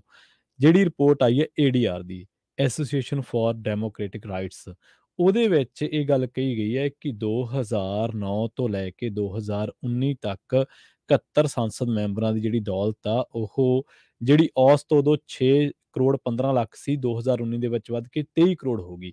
ਤੇ ਪਹਿਲੇ 5 ਮੈਂਬਰ ਪਾਰਲੀਮੈਂਟ ਨੇ ਜਿਨ੍ਹਾਂ ਦੀ ਦੌਲਤ ਦੇ ਵਿੱਚ ਅਥਾਹ ਵਾਧਾ ਹੋਇਆ ਤੇ ਸ਼੍ਰੋਮਣੀ ਅਕਾਲੀ ਦਲ ਦੀ ਹਰਸਿਮਰਤ ਕੌਰ ਬਾਦਲ 5ਵੇਂ ਨੰਬਰ ਤੇ ਵਿੱਚ ਹੈ, ਜਿਨ੍ਹਾਂ ਦੀ ਦੌਲਤ 2009 ਤੋਂ 2019 ਦੇ ਦਰਮਿਆਨ 261% ਵਧੀ ਹੈ। 261% ਤੇ ਬੀਬਾ ਜੀ ਨੂੰ ਅੱਜ ਚੇਤਾ ਆਇਆ ਕਿ ਜਿਹੜਾ ਕਿਸਾਨ ਹੈ ਉਹਨੂੰ ਅੱਛੇ ਦਿਨ ਦਿਖਾਉਣ ਦਾ ਵਾਅਦਾ ਕੀਤਾ ਗਿਆ ਸੀ ਜਾਂ ਪਿਛਲੇ 9 ਸਾਲਾਂ ਦੇ ਵਿੱਚ ਗਰੀਬ ਹੋਰ ਗਰੀਬ ਹੋ ਗਏ। ਇਸ ਤੋਂ ਅਗਲੀ ਗੱਲ ਉਹ ਕਹਿੰਦੇ ਨੇ ਕਿ ਅੱਤ ਦੀ ਮਹਿੰਗਾਈ ਤੇ ਕਰਜ਼ਾ ਤੇ ਭੁੱਖਮਰੀ ਦੇ ਨਾਲ ਦੋ ਚਾਰ ਹੋਣਾ ਪੈ ਰਿਹਾ। ਸਿੱਖ ਕੌਮ ਦੇ ਨਾਲ ਉਹਨਾਂ ਦੇ ਵਿਤਕਰੇ ਦੀ ਗੱਲ ਕੀਤੀ ਹੈ। ਬੀਬਾ ਜੀ ਆਪਣੇ ਸਹੁਰਾ ਸਾਹਿਬ ਨੂੰ ਪੁੱਛੋ ਕਿ ਖੰਨੇ ਵਰਗੇ ਲੋਕ ਕੌਣ ਸਨ ਜਿਨ੍ਹਾਂ ਨੇ ਦਰਬਾਰ ਸਾਹਿਬ ਦੇ ਮਾਡਲ ਤੋੜੇ ਸਨ ਤੇ ਉਸ ਤੋਂ ਬਾਅਦ ਉਹਨਾਂ ਦੇ ਨਾਲ ਯਾਰੀਆਂ ਪਾਈਆਂ। ਜਦੋਂ ਭਾਜਪਾ ਨੂੰ ਦੇਸ਼ ਭਰ ਦੇ ਵਿੱਚ ਕਿਤੇ ਵੀ ਸਮਰਥਨ ਨਹੀਂ ਸੀ ਮਿਲਿਆ ਤੇ ਤੁਸੀਂ ਉਦੋਂ ਬਿਨਾਂ ਸ਼ਰਤ ਸਮਰਥਨ ਦਿੱਤਾ ਸੀ ਭਾਜਪਾ ਨੂੰ। ਜਿਹੜੀ ਭਾਜਪਾ ਦੇ ਵਿੱਚ ਅੱਜ ਤੁਹਾਨੂੰ ਨੁਕਸ ਲੱਭ ਰਹੇ ਆ, ਇਹਨਾਂ ਨੂੰ ਤੁਸੀਂ ਬਿਨਾਂ ਸ਼ਰਤ ਸਮਰਥਨ ਦਿੱਤਾ ਹੋਇਆ। ਸਿੱਖ ਕੌਮ ਦੇ ਨਾਲ ਜਿੱਥੋਂ ਤੱਕ ਵਿਤਕਰੇ ਦੀ ਗੱਲ ਹੈ ਤਾਂ ਗੁਜਰਾਤ ਦੇ ਵਿੱਚ ਕਿਸਾਨਾਂ ਦਾ ਉਜਾੜਾ ਹੋਇਆ, ਜਾਂ ਜਦੋਂ ਕਿਸਾਨੀ ਅੰਦੋਲਨ ਸੀ ਉਦੋਂ ਸਿੱਖੀ ਦੇ ਬਾਰੇ ਕੀ ਕੁਝ ਬੋਲਿਆ ਗਿਆ, ਜਾਂ ਵੈਸੇ ਵੀ ਤਾਂ ਉਦੋਂ ਉਹਨਾਂ ਮਸਲਿਆਂ ਦੇ ਵਿੱਚ ਤੁਸੀਂ ਕਿੱਥੇ ਬੋਲੇ ਹੋ। ਜਿਸ ਤੱਕ ਗੱਲ ਰਹੀ ਗੁਰਮੀਤ ਰਾਮ ਰਹੀਮ ਦੀ, ਤੁਹਾਡੀ ਆਪਦੀ ਸਰਕਾਰ ਦੇ ਵਿੱਚ ਤੁਸੀਂ ਇਹਦੇ ਹੱਕ ਦੇ ਵਿੱਚ ਜਿਹੜਾ ਸਰਕਾਰ ਇੱਕ ਹਲਫਨਾਮਾ ਦਾਖਲ ਕਰਦੀ ਹੈ ਉਹ ਕੀਤਾ। ਅੱਜ ਵੀ ਲੋਕ ਪੁੱਛਦੇ ਨੇ ਕਿ ਸ਼੍ਰੋਮਣੀ ਕਮੇਟੀ ਦੇ 90 ਲੱਖ ਦੇ ਇਸ਼ਤਿਹਾਰ ਕਿਹਦੇ ਲਈ ਜਾਰੀ ਕੀਤੇ, ਕਿਹਨੇ ਅਕਸ਼ੇ ਕੁਮਾਰ ਦੇ ਨਾਲ ਮੀਟਿੰਗਾਂ ਕੀਤੀਆਂ ਤੇ ਉਹਨਾਂ ਮੀਟਿੰਗਾਂ ਦਾ ਪਰਪਸ ਕੀ ਸੀ, ਕਿਹਨੇ ਫਿਲਮਾਂ ਰਿਲੀਜ਼ ਕਰਾਈਆਂ, ਕਿਹਨੇ ਕਿਹਾ ਕਿ ਐਤਕੀ ਕਾਲੀ ਦੀਵਾਲੀ ਨਹੀਂ ਮਨਾਉਣੀ। ਗੁਰੂ ਗ੍ਰੰਥ ਸਾਹਿਬ ਜੀ ਦੀ ਸਾਹਿਬ ਸ੍ਰੀ ਗੁਰੂ ਗ੍ਰੰਥ ਸਾਹਿਬ ਜੀ ਦੀ ਬੇਅਦਬੀ ਦੇ ਰੋਸ ਦੇ ਵਜੋਂ ਲੋਕਾਂ ਨੇ ਬਾਈਬਲ ਕਲਾਂ ਗੋਲੀਕਾਂਡ ਦੇ ਰੋਸ ਦੇ ਵਜੋਂ ਕਾਲੀ ਦੀਵਾਲੀ ਮਨਾਉਣ ਦਾ ਐਲਾਨ ਕੀਤਾ ਸੀ, ਪਰ ਤੁਹਾਡੇ ਮੰਤਰੀ ਸੰਤਰੀ, ਤੁਹਾਡੇ ਚੇਲੇ ਚਾਟੜੇ ਉਹ ਕਹਿੰਦੇ ਰਹੇ ਕਿ ਅਸੀਂ ਪੋਸਟਰ ਲਾ ਕੇ ਕਹਾਂਗੇ ਕਿ ਕਾਲੀ ਦੀਵਾਲੀ ਨਹੀਂ ਮਨਾਉਣੀ। ਉਦੋਂ ਤੁਸੀਂ ਕਿੱਥੇ ਸੀਗੇ? ਸੋ ਖੈਰ ਇਸ ਤੋਂ ਵੀ ਅਗਲੀ ਗੱਲ ਕਿ 10 ਸਾਲ ਤੁਸੀਂ ਪੰਜਾਬ ਸਰਕਾਰ ਦੇ ਵਿੱਚ ਰਹੇ ਲਗਾਤਾਰ, ਤੇ ਇਹਦੇ ਦਰਮਿਆਨ 2014 ਤੋਂ ਲੈ ਕੇ 2019-20 ਦੇ ਵਿੱਚ ਤੁਹਾਡਾ ਗੱਠਜੋੜ ਟੁੱਟਿਆ। ਤੁਸੀਂ ਉਦੋਂ ਕੇਂਦਰੀ ਕੈਬਨਿਟ ਦੇ ਵਿੱਚ ਸੀਗੇ।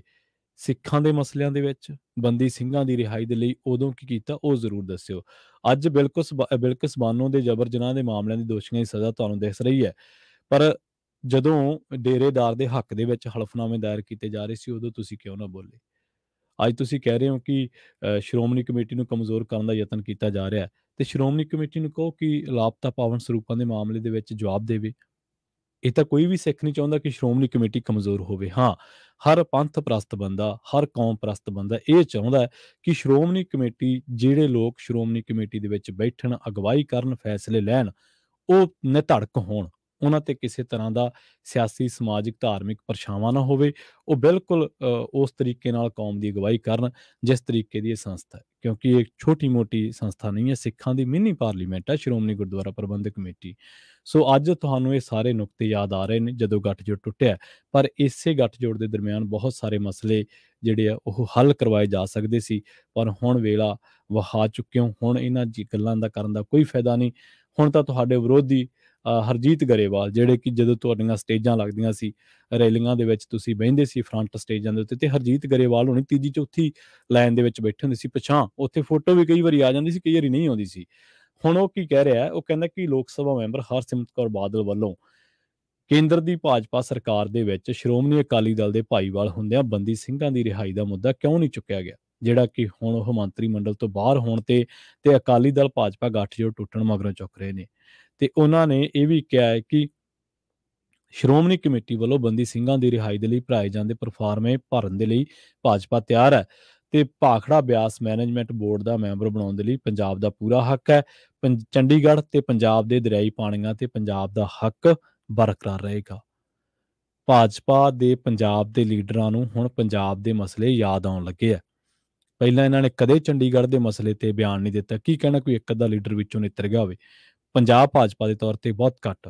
ਪਹਿਲਾਂ ਇਹਨਾਂ ਨੇ ਕਦੇ ਨਹੀਂ ਬਿਆਨ ਦਿੱਤਾ ਕਿ ਚੰਡੀਗੜ੍ਹ ਪੰਜਾਬ ਨੂੰ ਮਿਲਣਾ ਚਾਹੀਦਾ ਦਰਿਆਈ ਪਾਣੀਆਂ ਦੇ ਮਸਲੇ ਤੇ, ਪਰ ਹੁਣ ਯਾਦ ਆ ਰਹੇ ਹੈ ਕਿਉਂਕਿ ਪੰਜਾਬ ਕੋਲੇ ਇੱਕ ਖੇਤਰੀ ਪਾਰਟੀ ਸੀ ਜਿਹੜੀ ਆਪਣਾ ਅਕਸ ਗਵਾ ਚੁੱਕੀ ਹੈ ਤੇ ਹੁਣ ਉਸ ਖੇਤਰੀ ਪਾਰਟੀ ਦੇ ਵਿੱਚ ਆਪਣੀ ਸਪੇਸ ਭਰਨ ਦੇ ਲਈ ਖੇਤਰੀ ਮੁੱਦਿਆਂ ਤੇ ਆਉਣਾ ਬਹੁਤ ਜ਼ਰੂਰੀ ਹੈ। ਤੇ ਹੁਣ ਜਿਹੜੀ ਉਹਦੀ ਆਪੋਜ਼ਿਟ ਪਾਰਟੀ ਸੀ ਕਾਂਗਰਸ, ਉਹਦੇ ਦਰਜਨ ਤਾਂ ਲੀਡਰ ਕਈ ਤਾਂ ਛਾਲਾਂ ਮਾਰ ਗਏ, ਕਈ ਵਿਜੀਲੈਂਸ ਦੇ ਡਰੋਂ ਭੱਜੇ ਫਿਰਦੇ ਆ। 4 ਸਾਲ 5 ਸਾਲ ਦੇ ਰਾਜ ਦੇ ਵਿੱਚ ਉਹਨਾਂ ਨੂੰ ਇਹ ਨਹੀਂ ਪਤਾ ਲੱਗਿਆ ਕਿ ਬਈ ਸਾਡਾ ਮੁੱਖ ਮੰਤਰੀ ਦੂਜੇ ਪਾਸਿਓਂ ਖੇਡ ਰਿਹਾ। ਸੋ ਹੁਣ ਇੱਥੇ ਪੰਜਾਬ ਦੇ ਖੇਤਰੀ ਮੁੱਦਿਆਂ ਤੇ ਆਪਣਾ ਸਟੈਂਡ ਸਪਸ਼ਟ ਕਰਨ ਲੱਗੀ ਹੈ ਭਾਜਪਾ, ਤੇ ਆਉਣ ਵਾਲੇ ਟਾਈਮ ਦੇ ਵਿੱਚ ਇਹਨਾਂ ਮੁੱਦਿਆਂ ਨੂੰ ਲੈ ਕੇ ਹੀ ਉਹ ਪੰਜਾਬ ਦੇ ਪਿੰਡਾਂ ਦੇ ਵਿੱਚ ਜਾਵੇਗੀ ਕਿ ਆਹ ਲਓ ਅਸੀਂ ਗੱਲ ਕਰਦੇ ਹਾਂ ਤੁਹਾਡੇ ਚੰਡੀਗੜ੍ਹ ਦੀ, ਆਹ ਲਓ ਅਸੀਂ ਖੜੇ ਹਾਂ ਤੁਹਾਡੇ ਨਾਲ ਦਰਿਆਈ ਪਾਣੀਆਂ ਦੇ ਮਸਲੇ ਤੇ। ਖੜਨਾ ਨਾ ਖੜਨਾ ਇਹ ਵੱਖਰੀ ਗੱਲ ਹੈ, ਪਰ ਉਹਨਾਂ ਦਾ ਸਟੈਂਸ ਬਦਲ ਗਿਆ ਪਹਿਲਾਂ ਦੇ ਨਾਲੋਂ। ਖੈਰ ਅਗਲੀ ਗੱਲ ਕਰੀਏ ਸਿਮਰਜੀਤ ਬੈਂਸ ਦੀ। ਜਬਰ ਜਨਾਹ ਦੇ ਮਾਮਲੇ ਦੇ ਵਿੱਚ ਬਰਨਾਲਾ ਦੀ ਜੇਲ੍ਹ ਦੇ ਵਿੱਚ ਬੰਦ ਲੋਕ ਇਨਸਾਫ ਪਾਰਟੀ ਦੇ ਪ੍ਰਧਾਨ ਤੇ ਸਾਬਕਾ ਵਿਧਾਇਕ ਸਿਮਰਜੀਤ ਸਿੰਘ ਬੈਂਸ ਨੂੰ ਸਾਰੇ ਮਾਮਲਿਆਂ ਦੇ ਵਿੱਚ ਜ਼ਮਾਨਤ ਮਿਲ ਗਈ ਹੈ। ਹੁਣ ਉਹਦਾ ਜੇਲ੍ਹ ਤੋਂ ਬਾਹਰ ਆਉਣ ਦਾ ਰਸਤਾ ਸਾਫ਼ ਹੋ ਗਿਆ। 10 ਫਰਵਰੀ ਨੂੰ ਸਾਬਕਾ ਵਿਧਾਇਕ ਸਿਮਰਜੀਤ ਸਿੰਘ ਬੈਂਸ ਬਰਨਾਲਾ ਜੇਲ੍ਹ ਤੋਂ ਬਾਹਰ ਆ ਸਕਦਾ ਹੈ। ਸਿਮਰਜੀਤ ਬੈਂਸ ਨੂੰ ਜ਼ਮਾਨਤ ਮਿਲਣ ਤੇ ਉਹਨਾਂ ਦੇ ਜੇਲ੍ਹ ਤੋਂ ਬਾਹਰ ਆਉਣ ਦੀ ਸੂਚਨਾ ਤੋਂ ਬਾਅਦ ਉਹਦੇ ਸਮਰਥਕ ਖੁਸ਼ ਨੇ। ਉਧਰ ਬੈਂਸ ਦੇ ਸਵਾਗਤ ਦੀਆਂ ਤਿਆਰੀਆਂ ਵੀ ਸ਼ੁਰੂ ਹੋ ਗਈਆਂ ਨੇ। ਬੈਂਸ ਸਮਰਥਕਾਂ ਨੂੰ 10 ਨੂੰ ਬਰਨਾਲਾ ਜੇਲ੍ਹ ਦੇ ਬਾਹਰ ਪੁੱਜਣ ਦੇ ਲਈ ਆਖਿਆ ਤਾਂ ਜੋ ਸਿਮਰਜੀਤ ਬੈਂਸ ਰੋਡ ਸ਼ੋਅ ਕਰਦੇ ਲੁਧਿਆਣਾ ਪੁੱਜਣ। ਰੋਡ ਸ਼ੋਅ ਕਰਨ ਨੂੰ ਖੈਰ ਕੋਈ ਮਾਰਕਾ ਤਾਂ ਬੈਂਸ ਸਾਹਿਬ ਨੇ ਮਾਰਿਆ ਨੀਗਾ, ਪਰ ਫਿਰ ਵੀ ਇੱਕ ਬੀਬੀ ਨੇ ਐਲੀਗੇਸ਼ਨ ਲਾਏ ਤੇ ਉਹਨਾਂ ਐਲੀਗੇਸ਼ਨਾਂ ਦੇ ਉੱਤੇ ਲੜਨ ਦੇ ਲਈ ਉਹ ਬੀਬੀ ਨੂੰ ਬਹੁਤ ਜੱਦੋਜਹਿਦ ਕਰਨੀ ਪਈ। ਇਸੇ ਦਰਮਿਆਨ ਉਹਨੂੰ ਧਮਕੀਆਂ ਵੀ ਮਿਲੀਆਂ, ਬਹੁਤ ਕੁਛ ਹੋਇਆ। ਸਿਮਰਜੀਤ ਬੈਂਸ ਤੇ ਬੈਂਸ ਬ੍ਰਦਰਜ਼ ਦਾ ਇੱਕ ਵਾਰੀ ਅਕਸ ਪੰਜਾਬ ਦੀ ਸਿਆਸਤ ਦੇ ਵਿੱਚ ਬਹੁਤ ਉੱਚਾ ਸੀ, ਪਰ ਭਾਜਪਾ ਦੇ ਰਾਸ਼ਟਰਪਤੀ ਉਮੀਦਵਾਰ ਨੂੰ ਵੋਟ ਪਾਉਣ ਤੋਂ ਬਾਅਦ ਇਹਦੇ ਵਿੱਚ ਕੋਈ ਦੋ ਰਾਏ ਨਹੀਂ ਕਿ ਪੰਜਾਬ ਦੇ ਪਾਣੀਆਂ ਦੀ ਗੱਲ ਜਾਂ ਰਾਜਸਥਾਨ ਤੋਂ ਉਗਰਾਹੀ ਕਰਨ ਦੀ ਗੱਲ ਸਿਮਰਜੀਤ ਬੈਂਸ ਨੇ ਵਿਧਾਨ ਸਭਾ ਦੇ ਵਿੱਚ ਕੀਤੀ ਸੀ ਤੇ ਉਦੋਂ ਅਕਾਲੀ ਦਲ ਦੀ ਸਰਕਾਰ ਦੇ ਵਿੱਚ ਸਿਮਰਜੀਤ ਬੈਂਸ ਦੇ ਕੱਪੜੇ ਪਾੜ ਕੇ ਇਹਨੂੰ ਬਾਹਰ ਕੱਢ ਦਿੱਤਾ ਸੀ। ਪਰ ਜਦੋਂ ਸਿਮਰਜੀਤ ਬੈਂਸ ਤੇ ਦੋਸ਼ ਲੱਗੇ ਕਿ ਇਹ ਬੀਬੀ ਨੇ ਦੋਸ਼ ਲਾਇਆ ਕਿ ਇਹਨੇ ਮੇਰੇ ਨਾਲ ਜ਼ਬਰਦਸਤੀ ਕੀਤੀ ਹੈ, ਮੇਰਾ ਸਰੀਰਕ ਸ਼ੋਸ਼ਣ ਕੀਤਾ, ਤਾਂ ਲੋਕ ਪਿੱਛੇ ਹਟ ਗਏ। ਪੰਜਾਬੀ ਹਰ ਚੀਜ਼ ਨੂੰ ਬਰਦਾਸ਼ਤ ਕਰ ਸਕਦੇ ਆ, ਘਾਟੇ ਨੂੰ, ਧੋਖੇ ਨੂੰ, ਪਰ ਪੰਜਾਬੀ ਕਦੇ ਵੀ ਕਿਸੇ ਬੰਦੇ ਨੂੰ ਚਰਿੱਤਰਹੀਨਤਾ ਉਹਦੀ ਬਰਦਾਸ਼ਤ ਨਹੀਂ ਕਰਦੇ, ਕਦੇ ਕਿਸੇ ਦਾ ਵਾਧਾ ਬਰਦਾਸ਼ਤ ਨਹੀਂ ਕਰਦੇ। ਹਾਂ, ਜੇ ਕੋਈ ਬੰਦਾ ਕੋਈ ਇਸ ਤਰ੍ਹਾਂ ਦਾ ਕੋਈ ਹੈ ਲੀਡਰ ਜਿਹੜਾ ਕਹਿੰਦਾ ਕਿ ਮੈਂ ਗਰੀਬ ਹੈ, ਮੈਂ ਵੋਟਾਂ 'ਚ ਪੈਸੇ ਨਹੀਂ ਲਾ ਸਕਦਾ, ਹੋ ਸਕਦਾ ਉਹਨੂੰ ਕਦੇ ਜਿਤਾ ਦੇਣ। ਪਰ ਜੇ ਜਿੱਤ ਕੇ ਬੰਦਾ ਜਾਂ ਮਸਲਿਆਂ ਦੀ ਗੱਲ ਕਰਕੇ ਬੰਦਾ ਇੱਕ ਪਾਸੇ ਦਿਲ ਦੇ ਵਿੱਚ ਵੜਨ ਦੀ ਗੱਲ ਕਰਦਾ ਹੋਵੇ ਤੇ ਦੂਜੇ ਪਾਸੇ ਇਸ ਤਰ੍ਹਾਂ ਦੀਆਂ ਹਰਕਤਾਂ ਦੇ ਵਿੱਚ ਉਹਦਾ ਨਾਂ ਬੋਲਦਾ ਹੋਵੇ ਤੇ ਉਸ ਤੋਂ ਬਾਅਦ ਆਵਾਜ਼ ਦਬਾਉਣ ਦੀ ਗੱਲ ਚੱਲਦੀ ਹੋਵੇ ਤਾਂ ਫਿਰ ਉਹ ਚੀਜ਼ਾਂ ਬਰਦਾਸ਼ਤ ਨਹੀਂ ਹੁੰਦੀਆਂ। ਇਸੇ ਕਰਕੇ ਸਿਮਰਜੀਤ ਬੈਂਸ ਹੁਣ ਪੰਜਾਬ ਦੀ ਸਿਆਸਤ ਦੇ ਵਿੱਚ ਉਹਦਾ ਜਿਹੜਾ ਸਿਆਸੀ ਹਸ਼ਰ ਕਹਿ ਸਕਦੇ ਹਾਂ ਜਾਂ ਉਹ ਜਿਹੜਾ ਹਾਸ਼ੀਆਗ੍ਰਸਤ ਹੋਇਆ, ਤਾਂ ਉਹਦੇ ਵਿੱਚ ਇਹਨਾਂ ਚੀਜ਼ਾਂ ਦਾ ਬਹੁਤ ਵੱਡਾ ਯੋਗਦਾਨ ਹੈ। ਅੰਮ੍ਰਿਤਸਰ ਪੁਲਿਸ ਨੇ ਇੱਕ ਨਸ਼ੇ ਦੀ ਜਿਹੜੀ ਆ ਬਰਾਮਦਗੀ ਕੀਤੀ ਹੈ ਤੇ ਇਸ ਨਸ਼ੇ ਦੀ ਬਰਾਮਦਗੀ ਜਿਹੜੀ ਹੋਈ ਹੈ, ਜਦੋਂ ਤੁਹਾਨੂੰ ਖਬਰ ਪਤਾ ਲੱਗੇਗੀ ਤਾਂ ਤੁਹਾਡੇ ਰੌਂਗਟੇ ਖੜੇ ਹੋ ਜਾਣਗੇ। ਅੰਮ੍ਰਿਤਸਰ ਪੁਲਿਸ ਨੇ ਇੱਕ ਨਾਬਾਲਗ ਮੁੰਡੇ ਨੂੰ 15 ਕਿਲੋ ਹੈਰੋਇਨ ਦੇ ਸਮੇਤ ਕਾਬੂ ਕੀਤਾ। ਪੰਜਾਬ ਦੇ ਡੀਜੀਪੀ ਗੌਰਵ ਯਾਦਵ ਨੇ ਟਵੀਟ ਤੇ ਦੱਸਿਆ ਕਿ ਅੰਮ੍ਰਿਤਸਰ ਦੇ ਰਾਮ ਤੀਰਥ ਰੋਡ ਤੇ ਨਾਕੇ ਤੋਂ ਹਿਰਾਸਤ ਦੇ ਵਿੱਚ ਲਏ ਨਾਬਾਲਗ ਕੋਲੋਂ 8,40,000 ਰੁਪਏ ਦੀ ਨਕਦੀ ਵੀ ਮਿਲੀ ਹੈ ਤੇ ਉਹਨਾਂ ਕਿਹਾ ਕਿ ਸਰਹੱਦ ਪਾਰ ਨਸ਼ੀਲੇ ਪਦਾਰਥਾਂ ਦੀ ਤਸਕਰੀ ਕਰਨ ਵਾਲੇ ਰੈਕਟ ਦਾ ਮਾਸਟਰਮਾਈਂਡ ਰੇਸ਼ਮ ਸਿੰਘ ਹੈ, ਜੋ ਕਿ ਫਰਾਰ ਹੈ। Narcotic drugs and psychotropic substance act ਦੀਆਂ ਸੰਬੰਧਿਤ ਧਾਰਾਵਾਂ ਦੇ ਤਹਿਤ ਅੰਮ੍ਰਿਤਸਰ ਦੇ ਪੁਲਿਸ ਸਟੇਸ਼ਨ ਦੇ ਵਿੱਚ ਇਹ ਮਾਮਲਾ ਦਰਜ ਕੀਤਾ ਗਿਆ। ਸੋ ਬੱਚੇ ਕੋਲੋਂ, ਨਾਬਾਲਗ ਮੁੰਡੇ ਕੋਲੋਂ 15 ਕਿਲੋ ਹੈਰੋਇਨ ਜਿਹੜੀ ਆ ਉਹ ਬਰਾਮਦ ਹੋਈ ਆ। 8 ਲੱਖ 8.5 ਲੱਖ ਜਿਹੜਾ ਰੁਪਈਆ ਉਹ ਵੀ ਬਰਾਮਦ ਕੀਤਾ। ਸੋ ਇਹ ਪੰਜਾਬ ਦੇ ਲਈ ਇੱਕ ਬਹੁਤ ਜਿਹੜੀ ਚਿੰਤਾਜਨਕ ਸਥਿਤੀ ਹੈ ਕਿ ਪਹਿਲਾਂ ਜਿਹੜਾ ਨਸ਼ਾ ਸੀ ਉਹ ਸਰਹੱਦ ਪਾਰੋਂ ਆਉਂਦਾ ਰਿਹਾ, ਫਿਰ ਜੰਮੂ ਕਸ਼ਮੀਰ, ਫਿਰ ਗੁਜਰਾਤ ਵਾਲੇ ਪਾਸੇ ਆਉਂਦਾ ਰਿਹਾ, ਤੇ ਹੁਣ ਸਰਹੱਦ ਪਾਰੋਂ ਇੱਕ ਵਾਰ ਫਿਰ ਆਉਣ ਲੱਗਿਆ, ਤੇ ਹੁਣ ਬੱਚੇ ਵੀ ਤਸਕਰੀ ਦੇ ਵਿੱਚ ਸ਼ਾਮਲ ਹੋਣ ਲੱਗ ਪਏ ਨੇ, ਜਿਹੜੀ ਕਿ ਬੜੀ ਦੁਖਾਂਤਕ ਪਹਿਲੂ ਹੈ ਕਿ ਸਰਕਾਰਾਂ ਇਹਨਾਂ ਨਸ਼ਿਆਂ ਦੇ ਉੱਤੇ ਕਾਬੂ ਪਾਉਣ ਦੇ ਵਿੱਚ ਕਿਸੇ ਵੀ ਤਰੀਕੇ ਨਾਲ ਕਾਮਯਾਬ ਨਹੀਂ ਹੋ ਸਕੀਆਂ। ਤੇ ਜਾਂਦੇ ਜਾਂਦੇ ਗੱਲ ਕਰਦੇ ਹਾਂ ਸਰਪੰਚਾਂ ਦੀ। ਪੰਜਾਬ ਦੇ ਲਗਭਗ 700 ਸਾਬਕਾ ਸਰਪੰਚਾਂ ਨੇ ਸਰਕਾਰੀ ਖਜ਼ਾਨੇ ਨੂੰ 30 ਕਰੋੜ ਰੁਪਏ ਦਾ ਚੂਨਾ ਲਾਇਆ। ਇਸ ਬਾਰੇ ਪੰਜਾਬ ਸਰਕਾਰ ਵੱਲੋਂ 15 ਫਰਵਰੀ ਤੱਕ ਰਿਪੋਰਟ ਮੰਗੀ ਗਈ ਹੈ। ਪਤਾ ਲੱਗਿਆ ਕਿ ਇਹ ਗੜਬੜ ਪੰਚਾਇਤੀ ਰਾਜ ਸੰਸਥਾਵਾਂ ਦੀ ਸਾਲਾਨਾ ਤਕਨੀਕੀ ਨਿਰੀਖਣ ਰਿਪੋਰਟ ਦੇ ਵਿੱਚ ਸਾਹਮਣੇ ਆਈ ਹੈ। ਪੰਚਾਇਤਾਂ, ਪੰਚਾਇਤ ਸਮਿਤੀਆਂ ਤੇ ਜ਼ਿਲ੍ਹਾ ਪ੍ਰੀਸ਼ਦਾਂ ਦਾ ਅਪ੍ਰੈਲ 2016 ਤੋਂ ਮਾਰਚ 2019 ਤੱਕ ਦਾ ਆਡਿਟ ਕੀਤਾ ਗਿਆ ਸੀ, ਜਿਸ ਦੇ ਦੌਰਾਨ ਪੰਚਾਇਤੀ ਅਦਾਰਿਆਂ ਵੱਲੋਂ ਕੀਤੇ ਗਏ ਅਨਿਯਮਿਤ ਖਰਚਾਂ ਤੇ ਧਿਆਨ ਕੇਂਦਰਿਤ ਕੀਤਾ ਗਿਆ। ਪੇਂਡੂ ਵਿਕਾਸ ਤੇ ਪੰਚਾਇਤ ਵਿਭਾਗ ਨੇ ਡਿਵੀਜ਼ਨਲ ਡਿਪਟੀ ਡਾਇਰੈਕਟਰਾਂ ਨੂੰ ਪੱਤਰ ਭੇਜ ਕੇ ਸਬੰਧਤ ਪੰਚਾਇਤਾਂ ਤੇ ਉਂਗਲ ਉਠਾਈ ਹੈ ਤੇ ਉਹਨਾਂ ਤੋਂ ਇਸ ਬਾਰੇ ਰਿਪੋਰਟ ਵੀ ਮੰਗੀ ਹੈ। ਪੰਚਾਇਤ ਮਹਿਕਮੇ ਦੇ ਉੱਚ ਅਫਸਰਾਂ ਨੇ ਪੰਚਾਇਤੀ ਅਦਾਰਿਆਂ ਨੂੰ ਭਵਿੱਖ ਦੇ ਵਿੱਚ ਇਹਨਾਂ ਮਾਮਲਿਆਂ ਦੇ ਵਿੱਚ ਸਾਵਧਾਨੀ ਵਰਤਣ ਦੇ ਲਈ ਕਿਹਾ।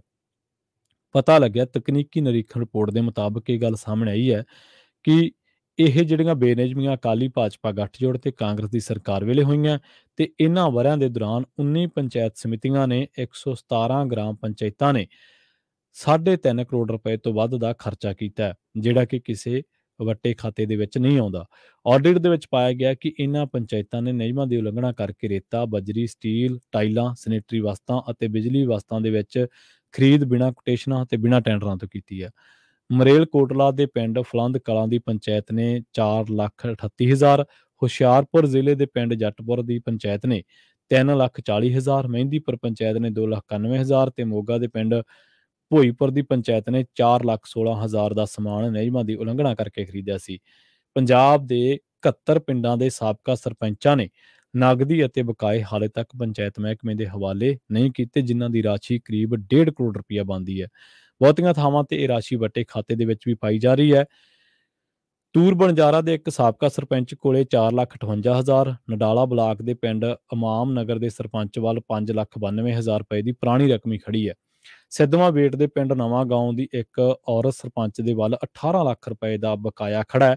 107 ਗ੍ਰਾਮ ਪੰਚਾਇਤਾਂ ਨੇ ਸਮਰੱਥ ਅਥਾਰਟੀ ਤੋਂ ਮਨਜ਼ੂਰ ਕੀਤੇ ਗਏ ਅੰਦਾਜ਼ਿਆਂ ਤੋਂ ਬਿਨਾਂ ਹੀ ਵੱਖ-ਵੱਖ ਕੰਮਾਂ ਤੇ 19 ਕਰੋੜ 63 ਲੱਖ ਰੁਪਏ ਦੀ ਰਕਮ ਖਰਚ ਕਰ ਦਿੱਤੀ ਹੈ। ਬਲਾਕ ਘਨੌਰ ਦੇ ਪਿੰਡ ਹਰਪਾਲਪੁਰ ਦੇ ਵਿੱਚ 53,58,000 ਰੁਪਏ ਦੀ ਲਾਗਤ ਦੇ ਨਾਲ ਬਿਨਾਂ ਅੰਦਾਜ਼ੇ ਵਾਲੇ ਜਿਹੜੇ ਅਨੁਮਾਨ ਪ੍ਰਵਾਨ ਕੰਮ ਕਰਾਏ ਗਏ ਸਨ, ਤੇ ਇਸੇ ਬਲਾਕ ਦੇ ਪਿੰਡ ਲੋਹਾ ਖੇੜੀ ਦੀ ਪੰਚਾਇਤ ਵੱਲੋਂ 42 ਲੱਖ ਦੇ ਕੰਮ ਨਿਯਮਾਂ ਨੂੰ ਉਲੰਘ ਕੇ ਕਰਵਾਏ ਗਏ ਨੇ। ਜਗਰਾਉਂ ਬਲਾਕ ਦੇ ਪਿੰਡ ਤਾਜਪੁਰ ਦੇ ਵਿੱਚ 56 ਲੱਖ ਦੇ ਵਿਕਾਸ ਕੰਮ ਕਰਾਏ ਗਏ ਨੇ, ਜਿਨ੍ਹਾਂ ਤੋਂ ਕੋਈ ਪ੍ਰਵਾਨਗੀ ਨਹੀਂ ਲਈ ਗਈ, ਜਿਨ੍ਹਾਂ ਦੇ ਬਾਰੇ ਇਸੇ ਤਰ੍ਹਾਂ ਪੁਰਾਣੇ ਸਰਪੰਚਾਂ ਨੇ ਤੀਜੀ ਧਿਰ ਨੂੰ ਅਦਾਇਗੀ ਸੈਲਫ ਚੈੱਕਾਂ ਦੇ ਰਾਹੀਂ ਕੀਤੀ ਹੈ। 178 ਗ੍ਰਾਮ ਪੰਚਾਇਤਾਂ ਨੇ ਸੈਲਫ ਚੈੱਕਾਂ ਦੇ ਰਾਹੀਂ 3 ਕਰੋੜ 86 ਲੱਖ ਰੁਪਏ ਦੀ ਰਕਮ ਬੈਂਕਾਂ ਦੇ ਵਿੱਚੋਂ ਕਢਵਾ ਲਈ ਹੈ। ਗ੍ਰਾਮ ਪੰਚਾਇਤਾਂ ਨੂੰ ਇੱਕ ਬਚਤ ਖਾਤੇ ਦੇ ਵਿੱਚ ਪੈਸਾ ਰੱਖਣ ਦੀ ਹਦਾਇਤ ਸੀ, ਪਰ 99 ਗ੍ਰਾਮ ਪੰਚਾਇਤਾਂ ਨੇ ਇੱਕ ਤੋਂ ਜ਼ਿਆਦਾ ਬੈਂਕ ਖਾਤੇ ਖੁਲਵਾਏ ਤੇ ਪੈਸਾ ਰੱਖਿਆ। ਸ਼ਾਹਕੋਟ ਬਲਾਕ ਦੇ ਪਿੰਡ ਬੋਪਰਬੇੜ ਦੀ ਪੰਚਾਇਤ ਨੇ 7 ਬੈਂਕ ਖਾਤੇ ਖੁਲਵਾਏ ਹੋਏ ਸਨ। ਸੋ ਹੁਣ ਪੇਂਡੂ ਵਿਕਾਸ ਤੇ ਪੰਚਾਇਤ ਮੰਤਰੀ ਕੁਲਦੀਪ ਸਿੰਘ ਧਾਲੀਵਾਲ ਦਾ ਕਹਿਣਾ ਹੈ ਕਿ ਪੰਚਾਇਤੀ ਰਾਜ ਸੰਸਥਾਵਾਂ ਦਾ ਸਾਲਾਨਾ ਇੱਕ ਆਡਿਟ ਹੁੰਦਾ ਹੈ ਤੇ ਬੀਤੇ ਵਰ੍ਹਿਆਂ ਦੇ ਹੋਏ ਨਿਰੀਖਣ ਦੇ ਵਿੱਚ ਕਾਫੀ ਬੇਨਿਯਮੀਆਂ ਸਾਹਮਣੇ ਆਈਆਂ। ਉਹਨਾਂ ਕਿਹਾ ਕਿ ਆਡਿਟ ਪਹਿਰੇ ਬਣੇ ਹੋਏ ਨੇ, ਜਿਨ੍ਹਾਂ ਨੂੰ ਦੂਰ ਕਰਾਉਣ ਵਾਸਤੇ ਹੁਣ ਮਹਿਕਮੇ ਦੇ ਉੱਚ ਅਧਿਕਾਰੀਆਂ ਨੂੰ ਪੱਤਰ ਜਾਰੀ ਕਰ ਦਿੱਤੇ ਗਏ ਨੇ।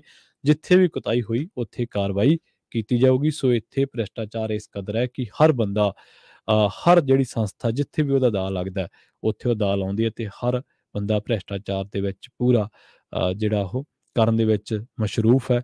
ਜਿੱਥੇ ਕਿਸੇ ਦਾ ਦਾਅ ਲੱਗਦਾ, ਜਿੱਥੇ ਕਿਸੇ ਨੂੰ ਲੱਗਦਾ ਕਿ ਇੱਥੇ ਕਿਹੜਾ ਕਿਸੇ ਨੂੰ ਪਤਾ ਲੱਗਦਾ, ਪਤਾ ਸਭ ਕੁਛ ਹੈ। ਇਸ ਵੇਲੇ ਲੋਕਾਂ ਨੂੰ ਪੰਚਾਇਤਾਂ ਦੇ ਵਿੱਚ ਕੀ ਹੋ ਰਿਹਾ, ਕਿਵੇਂ ਮਤੇ ਪੈਂਦੇ ਨੇ, ਕਿਵੇਂ ਪੰਚਾਇਤ ਦੀ ਜਿਹੜੀ ਜ਼ਮੀਨ ਹੁੰਦੀ ਹੈ ਉਹਦੀ ਬੋਲੀ ਹੁੰਦੀ ਹੈ, ਪੈਸਾ ਜਮ੍ਹਾਂ ਕਰਾਇਆ ਜਾਂਦਾ, ਫਿਰ ਕਿਹੜੇ ਪੱਜ ਦੇ ਨਾਲ ਕਢਵਾਇਆ ਜਾਂਦਾ, ਕਿਵੇਂ ਪੰਚਾਇਤੀ ਜ਼ਮੀਨਾਂ ਆਪਣੇ ਕੋਲ ਹੀ ਰੱਖੀਆਂ ਜਾਂਦੀਆਂ ਨੇ, ਕਿਵੇਂ ਗਲੀਆਂ ਨਾਲੀਆਂ ਦੇ ਜਦੋਂ ਟੈਂਡਰ ਹੁੰਦੇ ਆ ਜਾਂ ਉੱਥੇ ਲੋਕ ਟਾਈਲਾਂ ਲੱਗਦੀਆਂ ਨੇ ਤਾਂ ਉੱਥੇ ਕਿਹੜੇ ਤਰੀਕੇ ਦੇ ਨਾਲ ਉਹਨਾਂ ਨੂੰ ਆਪ ਉਸ ਪਾਸੇ ਲਿਜਾਣਾ ਜਿਹੜੇ ਪਾਸੇ ਵੋਟਾਂ ਪਈਆਂ ਹੋਈਆਂ, ਕਿਹੜੇ ਮਤਿਆਂ ਦੇ ਵਿੱਚ ਆਪਣੇ ਬੰਦਿਆਂ ਨੂੰ ਮੂਹਰੇ ਰੱਖਣਾ ਹੈ, ਮਤੇ ਕਿਵੇਂ ਪੈਂਦੇ ਨੇ, ਮਤਿਆਂ ਦੇ ਬਾਰੇ ਪਿੰਡ ਦੇ ਲੋਕਾਂ ਨੂੰ ਪਤਾ ਕਿਉਂ ਲੱਗਦਾ। ਬਹੁਤ ਕੁੰਡਲੀਆਂ ਨੇ, ਬਹੁਤ ਇੰਨਾ ਕਾਲਮ ਝੋਲਾ ਕਿ ਤੁਸੀਂ ਜੇ ਇਹਨਾਂ ਗੱਲਾਂ ਬਾਰੇ ਤੁਹਾਡੇ ਕੋਲ ਇੱਕ ਦਿਨ ਰੱਖਿਆ ਨਾ ਸਾਰਾ ਹਿਸਾਬ ਕਿਤਾਬ, ਤੁਸੀਂ ਹੈਰਾਨ ਰਹਿ ਜਾਓਗੇ ਕਿ ਯਾਰ ਪਿੰਡ ਦੇ ਕੋਲੇ, ਪਿੰਡ ਦੀ ਪੰਚਾਇਤ ਕੋਲੇ ਇੰਨੇ ਇਖਤਿਆਰ ਹੁੰਦੇ ਆ। ਪਿੰਡ ਦੀ ਪੰਚਾਇਤ ਕਿਸੇ ਵੀ ਵਿੱਤੀ ਮਾਮਲੇ ਨੂੰ ਲੈ ਕੇ ਜ਼ਿਲ੍ਹੇ ਦੇ ਖਜ਼ਾਨਾ ਅਫਸਰ ਤੱਕ ਪਹੁੰਚ ਕਰ ਸਕਦੀ। ਪਿੰਡ ਦਾ ਜਿਹੜਾ ਸਰਪੰਚ ਆ ਉਹ DC SSP ਇੱਥੋਂ ਤੱਕ ਕਿ ਮੁੱਖ ਮੰਤਰੀ ਦਫ਼ਤਰ ਤੱਕ ਇਕੱਲਾ ਅਪਰੋਚ ਕਰ ਸਕਦਾ, ਕਿਉਂਕਿ ਉਹ ਪਿੰਡ ਦਾ ਨੁਮਾਇੰਦਾ। ਪਰ ਇਹ ਕਰਦੇ ਨਹੀਂ ਸਾਡੇ ਲੋਕਾਂ ਨੂੰ, ਹਲੇ ਇਹਨਾਂ ਚੀਜ਼ਾਂ ਦਾ ਪਤਾ ਘੱਟ ਹੈ। ਹਾਂ, ਇੰਨਾ ਪਤਾ ਹੈ ਕਿ ਚੋਰ ਮੋਰੀਆਂ ਕਿੱਥੇ ਨੇ ਤੇ ਹੋ ਰਹੀਆਂ ਨੇ। ਅੱਜ ਤੁਸੀਂ ਦੇਖ ਲਓ ਕਿ ਤਕਰੀਬਨ ਇਹ ਉਹ ਚੀਜ਼ਾਂ ਨੇ ਜਿਹੜੀਆਂ ਔਨ ਰਿਕਾਰਡ ਆ ਗਈਆਂ, ਹਲੇ ਔਨ ਦੀ ਰਿਕਾਰਡ ਆਉਣੀਆਂ ਕਈ ਚੀਜ਼ਾਂ ਬਾਕੀ ਨੇ। ਵੇਲਾ ਹੋ ਚੱਲਿਆ ਤੁਹਾਡੇ ਤੋਂ ਇਜਾਜ਼ਤ ਲੈਣ ਦਾ, ਸਮਾਂ ਇਜਾਜ਼ਤ ਨਹੀਂ ਦਿੰਦਾ। ਪ੍ਰੋਗਰਾਮ ਖਬਰ ਤੇ ਨਜ਼ਰ ਨੂੰ ਆਪਾਂ ਇੱਥੇ ਹੀ ਸਮਾਪਤ ਕਰਾਂਗੇ। ਪੰਜਾਬੀ ਰੇਡੀਓ USA ਦੇ ਅਪਡੇਟ ਅਮਰੀਕਾ ਪ੍ਰੋਗਰਾਮ ਦੇ ਵਿੱਚ ਅੱਜ ਗੱਲਬਾਤ ਹੋਊਗੀ ਅਪਡੇਟ ਟਰੱਕਿੰਗ ਦੇ ਬਾਰੇ। ਟਰੱਕਿੰਗ ਦੇ ਮਸਲੇ ਤੇ ਕਿਸੇ ਮਸਲੇ ਤੇ ਤੁਸੀਂ ਆਪਣੀ ਰਾਏ ਰੱਖਣਾ ਚਾਹੁੰਦੇ ਹੋ, ਸਵਾਲ ਪੁੱਛਣਾ ਚਾਹੁੰਦੇ ਹੋ ਤਾਂ ਸਟੂਡੀਓ ਦਾ ਨੰਬਰ ਹੈ 408 272 5200। ਬਹੁਤ ਬਹੁਤ ਧੰਨਵਾਦ। ਜੁੜੇ ਰਹੋ ਪੰਜਾਬੀ ਰੇਡੀਓ USA ਦੇ ਨਾਲ।